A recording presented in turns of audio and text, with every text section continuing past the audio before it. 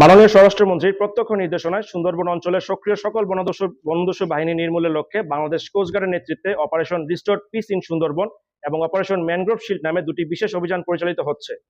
এই অভিযানের ধারাবাহিক সফলতা হিসেবে পঞ্চমবারের মতো অপারেশন ম্যানগ্রোভ শিল্ডের আওতায় অভিযান পরিচালনা করে কুখ্যাত ডাকাত করিম শরীফ বাহিনীর 3 জন সক্রিয় সদস্যকে অস্ত্র ও গোলাবারুদ সহ আটক করা হয়।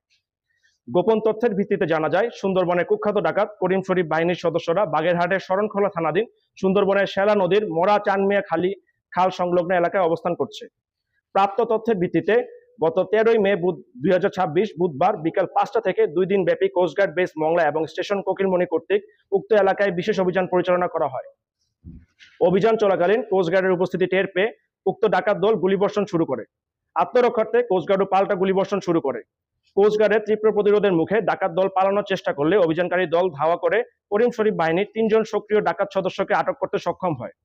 এ সময় আটককৃতদের কাছ থেকে 3টি একনলা বন্দুক, একটি দেশীয় পিস্তল, 49 রাউন্ড তাজা কার্তুজ, 187 রাউন্ড এয়ারগান গোলা, 2টি ওয়াকিটকি ও 4টি ওয়াকিটকি চার্জার উদ্ধার করা হয়।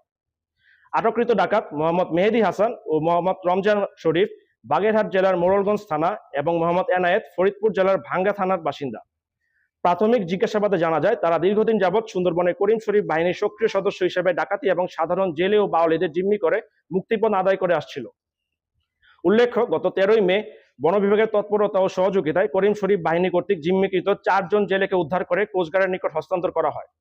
জব্দকৃত অস্ত্র, গোলাবারুদ ও আটককৃত ডাকাতদের পরবর্তী আইনানুগ ব্যবস্থা গ্রহণের কার্যক্রম প্রক্রিয়াধীন রয়েছে।